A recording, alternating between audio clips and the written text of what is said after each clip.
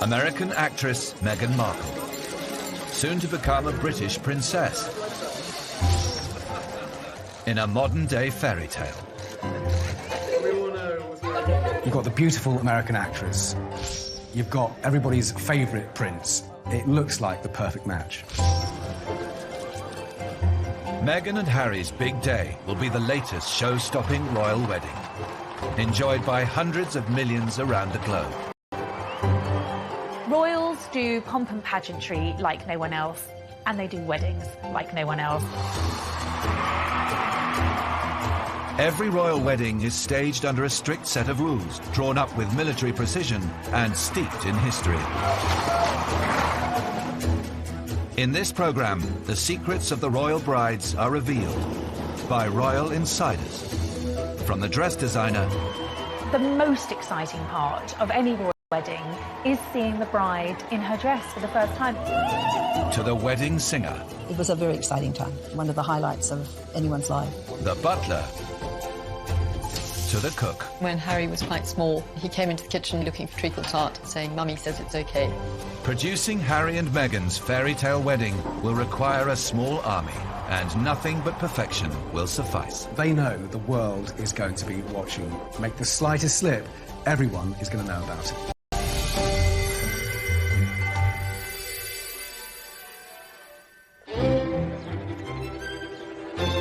On the 19th of May 2018, 36-year-old Meghan Markle will marry Prince Henry of Wales, better known as Harry. The wedding of the actress and the prince will mark the culmination of 5 months of intensive planning, and comes less than 2 years after the pair first met at a club in central London. We believe Harry and Meghan were introduced by a mutual best friend. We know that Meghan was moving in pretty aristocratic circles whenever she came over to London, very well connected and in tune with some of Harry's circle as well. The couple, out of respect for the person that match-made them, has never named the matchmaker, but the couple have, of course, said that they did go on this date. It went very well, and I think within a few hours they were planning on going on holiday together. A month later, the pair were on safari in Botswana, and the relationship quickly became serious. I think that both Harry and Meghan, they were both astonished at how quickly their relationship developed and how deeply they felt for one another almost from the get-go. But this future princess had a very unroyal upbringing. Born in LA in 1981, she was raised mainly by her mother, who took on various jobs to make ends meet. Harry's very different family background meant this relationship would be anything but normal. I have no more obstacles to get around than asking permission from the girl's father. In the case of royal men, they do have to ask permission of the Queen, of their sovereign, who has been known to say no.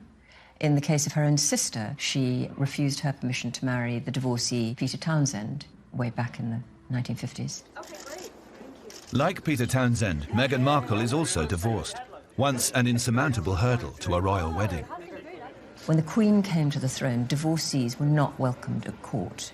Divorce was an absolute taboo subject. The storybook romance of the king and the commoner. Edward VIII, of course, abdicated because he insisted upon marrying a divorcee. Times have just changed dramatically in those intervening years. Today, 3 of the Queen's 4 children are divorced, including Prince Charles, who is married to fellow divorcee Camilla Parker Bowles. And the Queen did not object to Prince Harry's choice of bride either. As a matter of fact, I could barely let you finish proposing. I was like, can I say yes now? She didn't even let me finish. I said, can I say yes, can I say yes now? And then there was hugs and I had the ring in my finger and I was like, can I give you the ring? And she goes, oh yes, the ring. The engagement was sealed with a ring believed to be worth £122,500. Well, Meghan's ring is incredibly beautiful. It was a newly designed piece and very romantically designed by Harry, who had apparently sourced the main diamond in the ring on a recent visit to Botswana.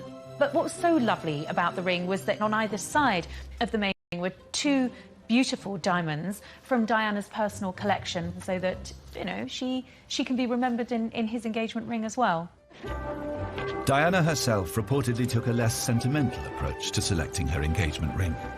They bought a box of rings from Garrard, the crown jeweller, for Diana and Charles to look at, and she said later, but this is very Diana, I just picked the biggest one. Wonderful sapphire and diamond. When were you given that? Just last night? No, Sunday. For Meghan, like all royal brides, secrecy is key when it comes to arranging a royal wedding. The planning is driven from Buckingham Palace by the Lord Chamberlain, a position created 6 centuries ago.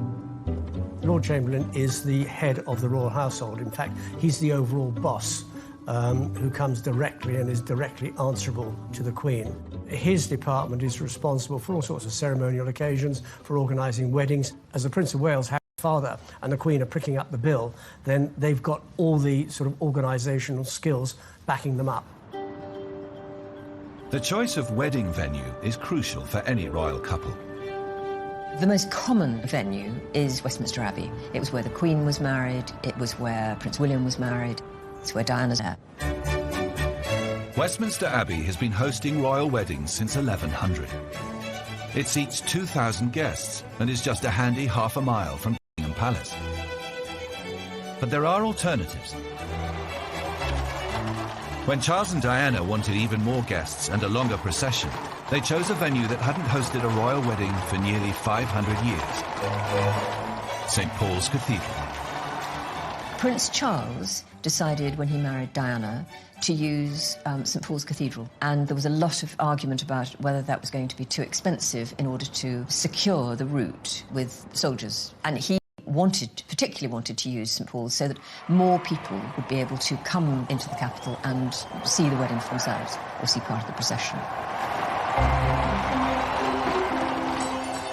3,500 guests watched Charles and Diana's wedding inside St. Paul's. 600,000 lined the 2-mile route to Buckingham Palace. Harry and Meghan have decided on a different venue. St. George's Chapel in Windsor. It has seen royal christenings, weddings and funerals, including the christening of Harry himself and the burial of the Queen Mother.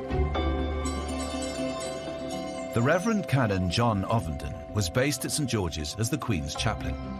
I think Harry and Meghan wanted something a little more intimate. And they wanted, to cram everybody in. And that's rather nice, to be able to do that. And it's a homely place. It's a homely environment because, the Queen considers that to be, her home. She loves Windsor. I think from the outset they both wanted a smaller, more intimate family wedding, and St George's does have precedents for that. Harry's uncle, Prince Edward, married Sophie Rhys-Jones at St George's Chapel, and also his other cousin Peter Phillips, who married Autumn Kelly. And if you look at all of those family weddings, they really do feel like family weddings.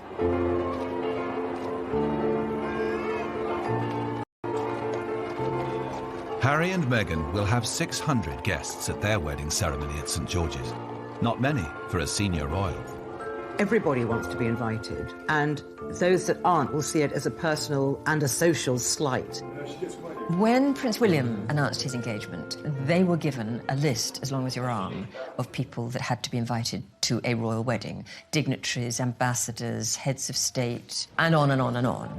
And William took one look at this and said, well, if we invite all of these people, there's going to be no room for my friends. What do we do? He then went to the Queen, and the Queen said, what you do is you put that list in the bin, you invite all your friends, and if you've got space after that... There is a bit of potential for controversy because both are close, well, Harry particularly is very close to Michelle and Barack Obama, and I'm told had wanted to invite them to his wedding. But, of course, that could have put a possible diplomatic storm on the map with... But I think you're going to see quite a smattering of stardust because, of course, Meghan is a well-known actress and she's got a lot of well-known friends. And it's going to be that wonderful combination of royalty and celebrity, so it's quite an irresistible mix.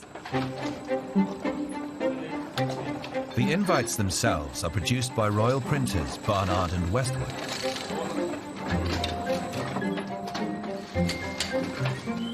They use an antique die stamping machine with real gold for the Prince of Wales' feathers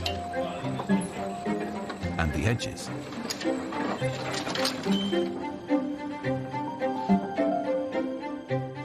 Prince Charles's former butler, Grant Harold, still has his invite to the 2005 wedding of his boss, to Camilla Parker Bowles. This is the actual invitation, still in pristine condition, all handwritten at the front. The Lord Chamberlain sends out the invitations on behalf, well, he's commanded by the Queen. says he's commanded, because if you get an invitation from another member of the royal family, it'll be a case of request your pleasure. The Queen would send a command. Of course, today, if you don't turn up, they're not going to suddenly have you beheaded or take you off to one of the Tower of London or something. When the wedding day finally dawns, the pressure will be on. Coming up, we reveal a battle against time for the royal wedding team. And a battle against nerves, one royal bride. She hid under the duvet and absolutely refused to come out. She was so frightened.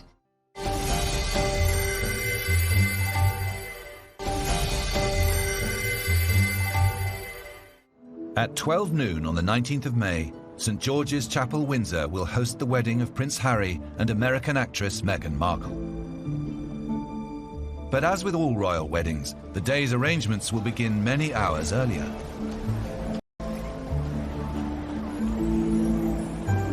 In 1981, Diana's dressmaker, Elizabeth Emanuel, arrived at Clarence House at 8 a.m. to meet the bride. Well, Diana didn't appear to be nervous at all, actually. Dave and I were nervous. Well, I was nervous. The Queen Mother was there, I remember, and we were dashing around, probably making a lot of noise, thumping on the floor. So she gave us a few cross looks every so often. So it was just getting a bride ready for the big day, as we would with any other bride, really. Except we were in Clarence House and the Queen Mother was there, you know. We could hear the crowds outside, so the atmosphere was very different, certainly.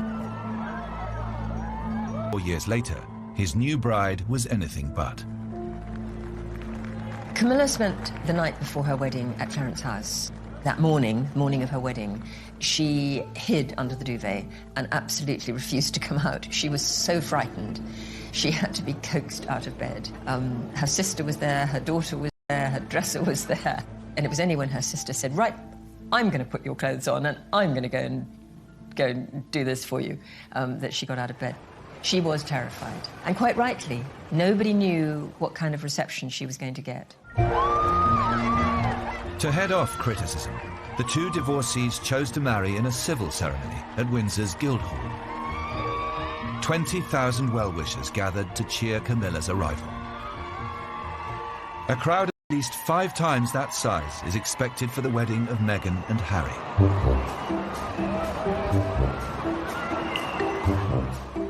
And according to royal wedding superfan Anita Atkinson, they should arrive early.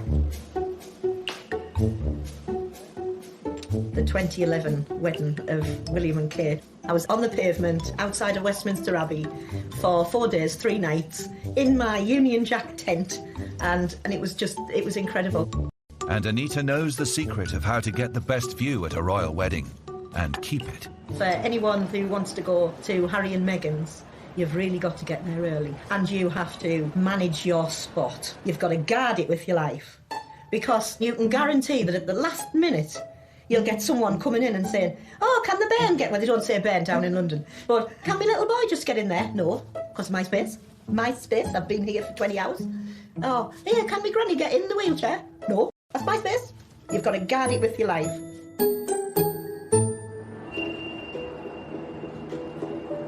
The arrival times of the invited guests are governed by strict protocol and planned to the second.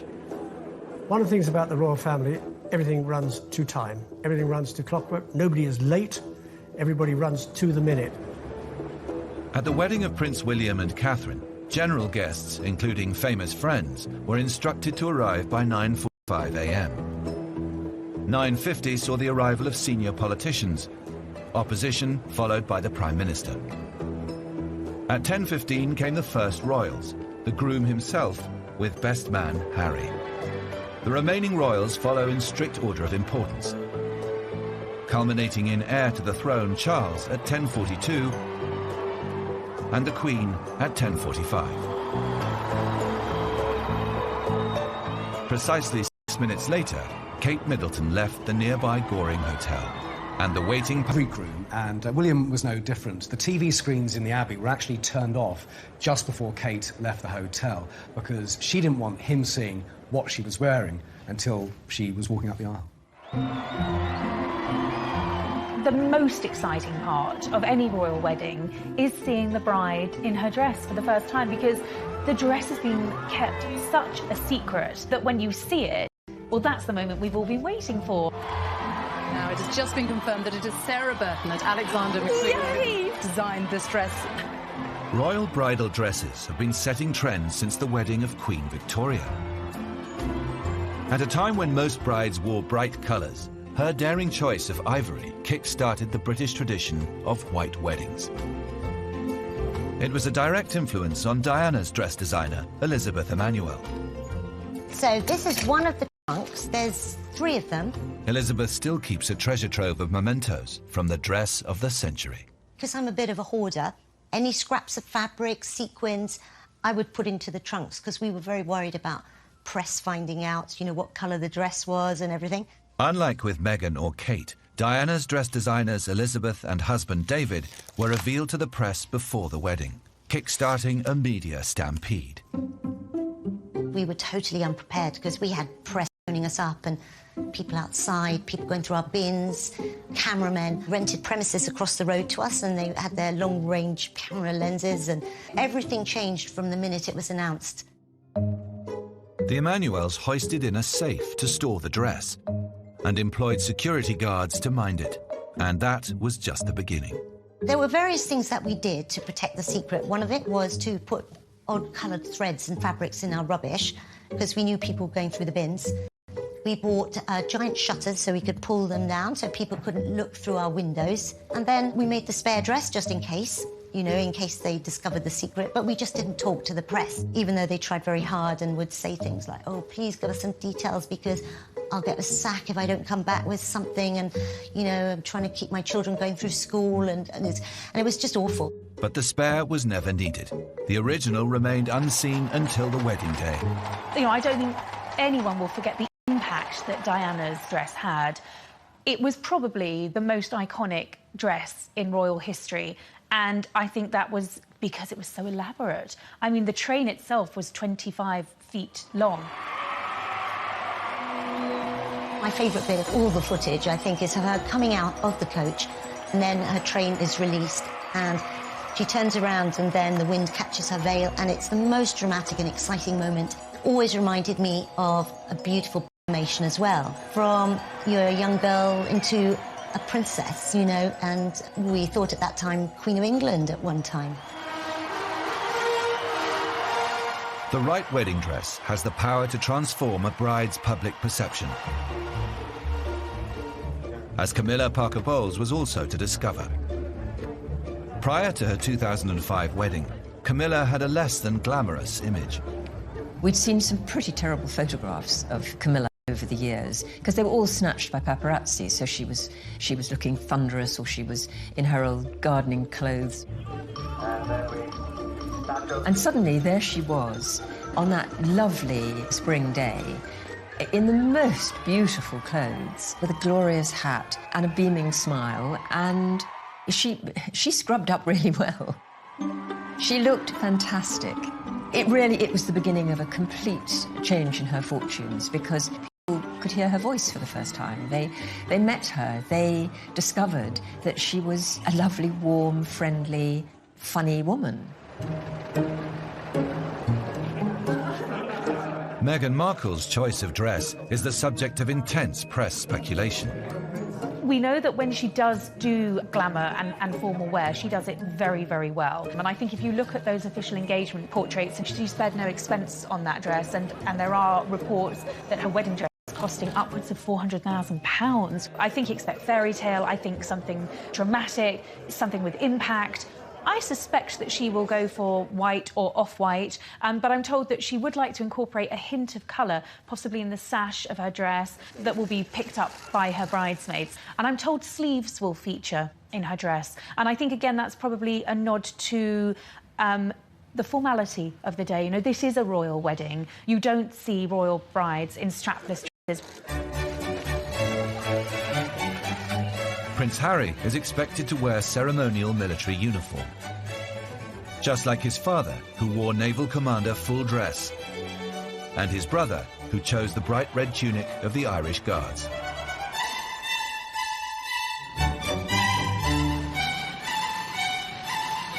Russell Cashket's company holds a royal warrant to produce military coats and uniforms, and had the painstaking job of making Prince William's striking red outfit. The detail is really labour-intensive, and it's done by quite a few different people. So, this is just a collar, the same as Prince William's, and there's 3 different types of gold on here. This is a diamond-cut gold. It reflects like diamond. If I pull it, can you see? His uniform in the strictest secrecy. You can't talk about it. And also for the staff, trying to make garments for them not to know that it was for the royal wedding was quite hard because it couldn't be leaked. 2 people knew that it was Prince William's garments going through. As far as the staff were concerned, it was an officer going into the Irish Guards. There was no name on the garment going through.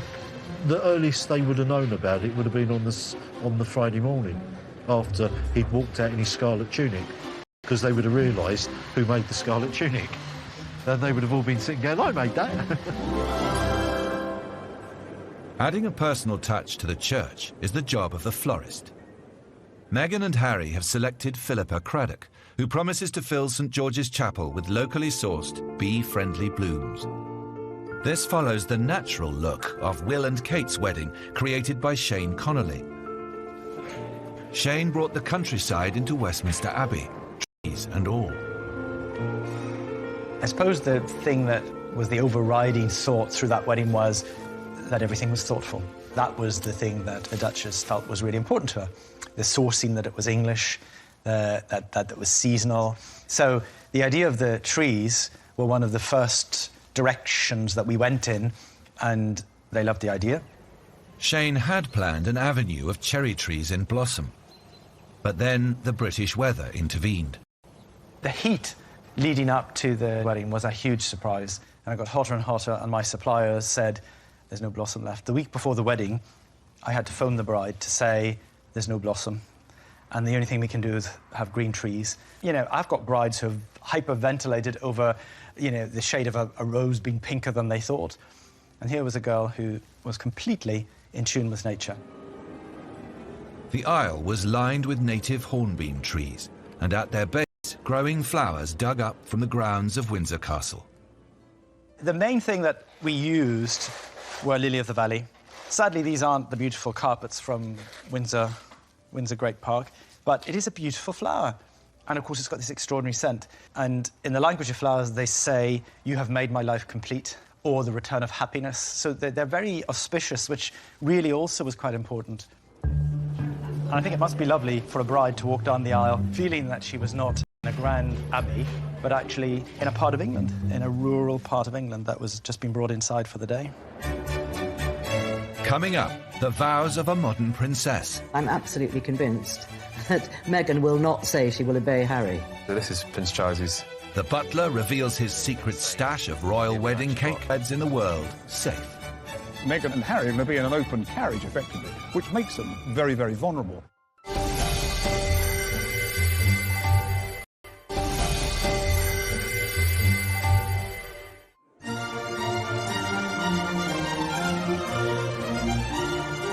Royal weddings have become a global media phenomenon. 750 million people watched Charles and Diana marry in 1981. By 2011, viewing figures for William and Catherine were said to have reached 2 billion. Yet at the heart of this huge media event is a traditional British wedding service. Harry and Meghan will have the same freedom as any other couple to choose entrance music, readings and vows, all agreed with the churchmen in charge. I think the Archbishop of Canterbury is going to marry them, but the Dean of Windsor, the Right Reverend David Connor, will, take a big part, and the canons of St George's will be there, and they will have sat down with a couple and worked through, what it is they want. And I think there'll be 1 or 2 surprises. Wilt thou have this woman to thy wedded wife, to live together? Wilt thou obey him and serve him, love, honour and keep him? And Elizabeth Ellis Louise. Royal brides have traditionally vowed to love, honour and obey their husbands. I, Sarah Margaret. I, Sarah Margaret. Charles Philip Arthur George. Wilt thou have this woman to thy wedded wife? Yet in 1981, Princess Diana broke with 4 centuries of tradition. The vows The royal brides are purely a personal choice. Diana broke with tradition by saying love, honour and keep. I, Diana Frances. Hi, Diana Frances. Fergie kept the love, honour, obey. Take the Andrew Albert Christian Edward. But then stressed afterwards that she wasn't the sort of girl that would obey, but she wanted to keep the wedding ceremony as it was. To have and to hold from this day forward. To have and to hold from this day forward.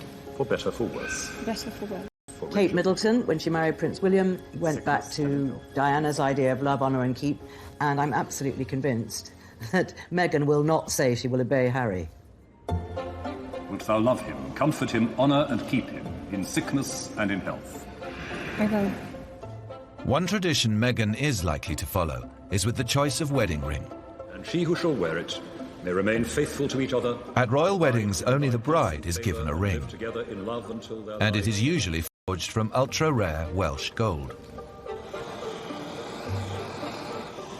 As far as the wedding band is concerned, I would very much expect that Meghan will be given a wedding band made of Welsh gold, because that's traditional for Welsh gold by the people of Wales, and she gives pieces of that gold to the members of her family who are marrying out. Kate wears a band of Welsh gold, and I'm sure Meghan will have the same privilege as well. It's a family tradition. With the ring, I thee wed. I thee wed. With my body, With my body, I thee honour. I thee honour. The signing of the register is the only part of the royal wedding conducted away from the cameras. It's a lull in proceedings filled with music and sometimes a show-stopping singer. Musical legend Dame Kiri Takanawa received the call-up for Charles and Diana's wedding.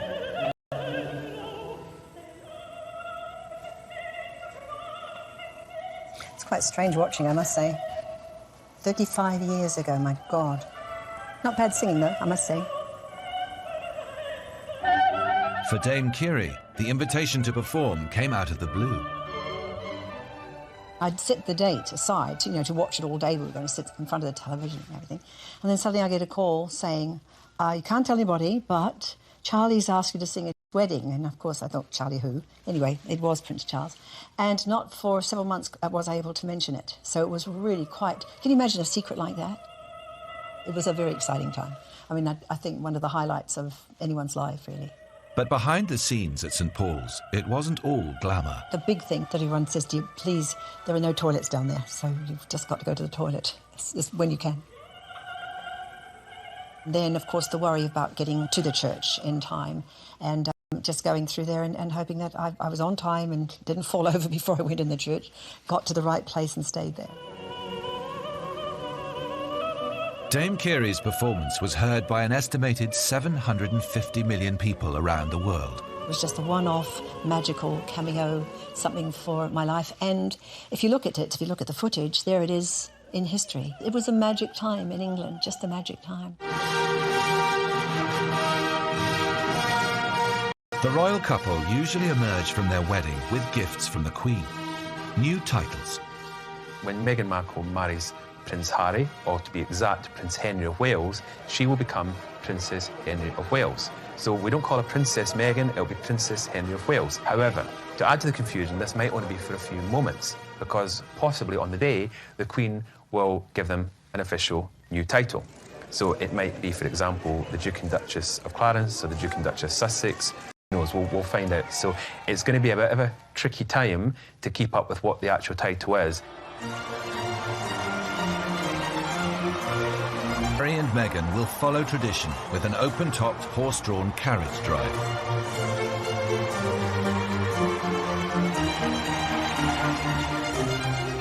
Their procession through Windsor town centre will present a huge challenge to security staff like Ken Wharf, former protection officer to Princess Diana. Well, when Meghan and Harry leave the gates here at Windsor Castle, from the total safety of Windsor Castle, you're really stepping into the unknown here. Because there are always those uncertainties that one have to prepare for. I mean, we have lots of buildings here that need to be searched, need to be secure for that occasion, because let's not forget, Meghan and Harry are going to be in an open carriage, effectively, which makes them very, very vulnerable. Up to £20 million was spent on security surrounding Prince William's marriage to Kate Middleton. much went on the thousands of uniformed police lining the route. But royal weddings also require hidden security officers, deployed closer to the couple's horse-drawn carriage. When Harry and Meghan leave Windsor Castle here in an open carriage, one of the footmen on that carriage will be an armed protection officer from Scotland Yard. There's an additional security there for the couple as they process through the streets of Windsor. And there are people positioned on rooftops, armed police officers. And there are individuals in plain clothes amongst the crowd looking for that individual that might be tempted to do something stupid. Meghan and Harry's wedding has prompted the largest security operation in the history of Thames Valley Police. A so-called ring of steel will include hostile vehicle barriers erected along the procession route and at key entrances to the town. Commercial vehicles will be searched, and there will be bag checks for the crowd. I'm pretty confident, based on my experience of working with Scotland Yard and these major occasions, that this will be a happy day where security will be as near as 100% as you're going to get it. But for VIP guests, one royal wedding hazard is inescapable. When you came out of the church, it's nothing but horse poo everywhere. It was just everywhere. And you're sort of these grand ladies trying to step through all of that. It was very, very funny. Right in front, you know, down where the steps were. Oh, covered in horse poo. And the smell.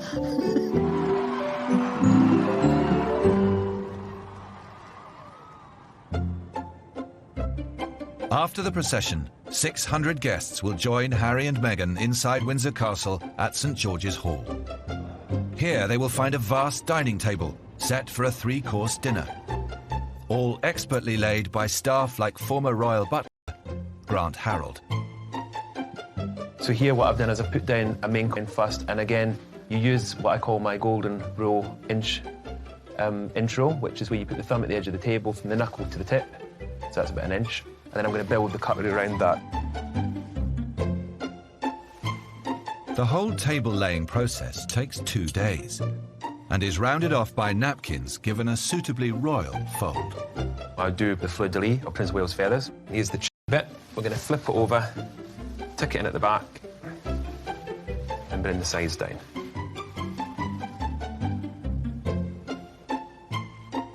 Maintaining standards is the job of the butlers and their boss.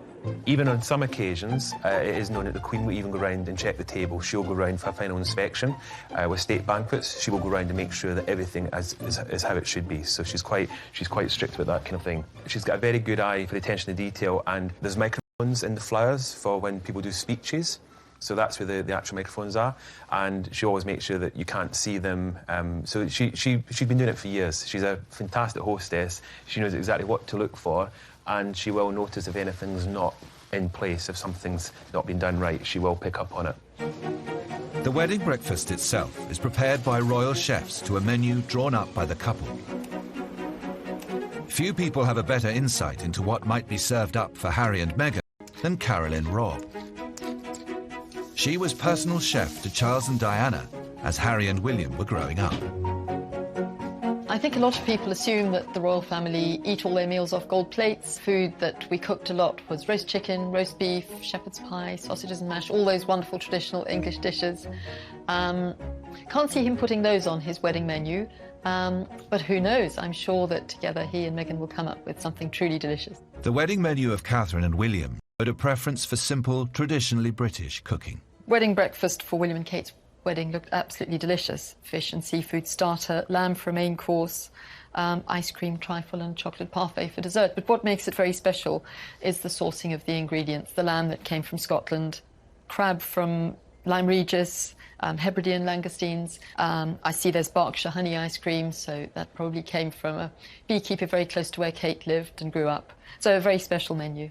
Harry and Meghan's menu has yet to be revealed, but Carolyn suspects one of Harry's childhood favourites could feature. When Harry was quite small, he really loved treacle tart, and on one occasion he came into the kitchen quite early in the day looking for treacle tart. So I sent him off to check with Princess Diana if that was okay, and he came scampering back quite quickly with a little note that she'd written saying, "Mummy says it's okay." Coming up, we learn which royal makes the most entertaining wedding speeches. The most memorable Notes to his guests, one royal sold his wedding photos to Hello magazine. I think it went down like a lead balloon with many members of the royal family.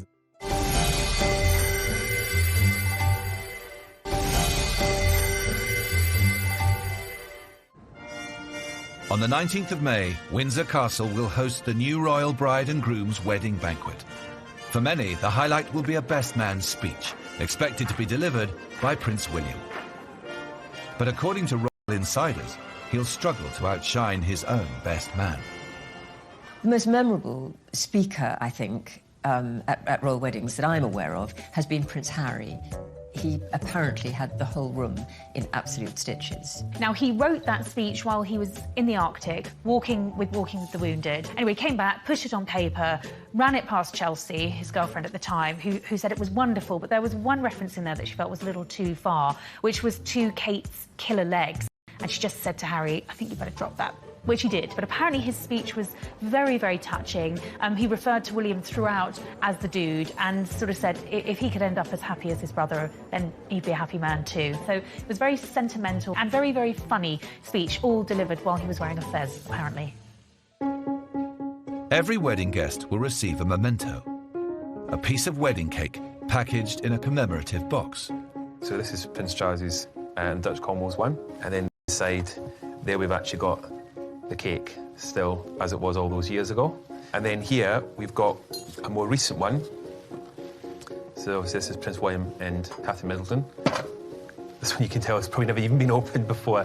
We've actually got the cake again. I've just left them exactly as they were. And I have resisted ever going and having a nibble on them. Harry and Meghan look set to ditch this traditional style wedding cake. Instead, they've asked the fashionable Violet Bakery in East London to produce a lemon and elderflower sponge covered with flowers. They'll also be refusing gifts, like William and Kate before them. Kate and William did it differently. They decided they didn't want any gifts, physical gifts. They wanted their friends to donate money to charity, and I'm sure that's what Meghan and Harry will do. After the main reception is over, an exclusive party of 200 guests will head half a mile south to the Windsor's private hideaway, Frogmore House. 10 years ago, Frogmore was the venue for the wedding reception of Harry's cousin Peter Phillips and his wife, Autumn Kelly.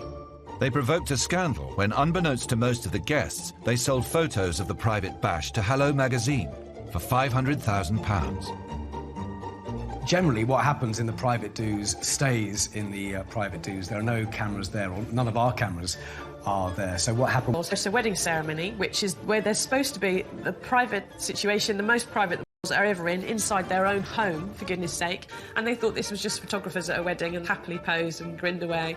And then were quite amazed in a couple of weeks afterwards to see 59 pages of a Hello supplement dedicated entirely to things that they thought were private family shots. I think it went down like a lead balloon with many members of the royal family.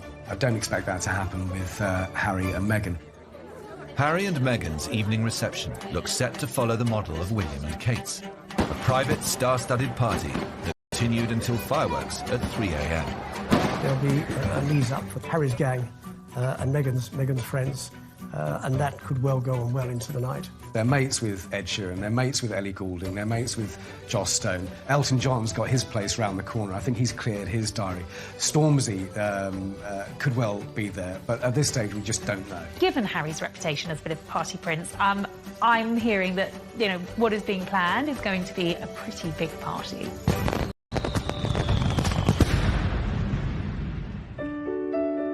A royal wedding is not just an unforgettable occasion for the nation.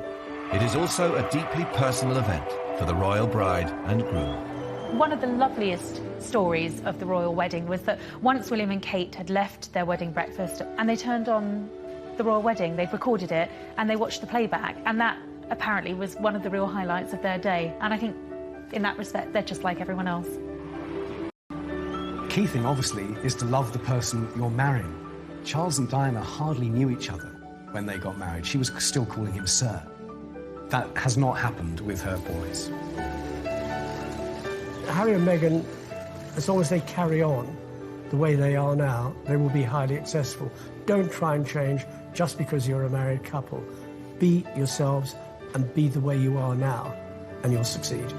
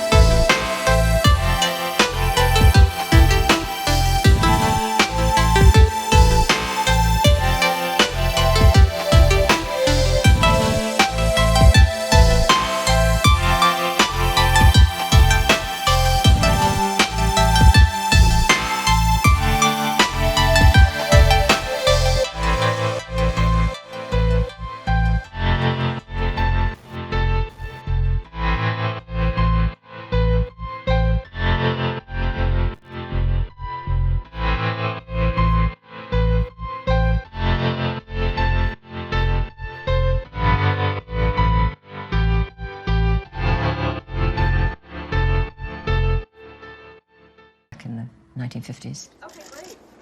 Like Peter Townsend, Meghan Markle is also divorced, once an insurmountable hurdle to a royal wedding.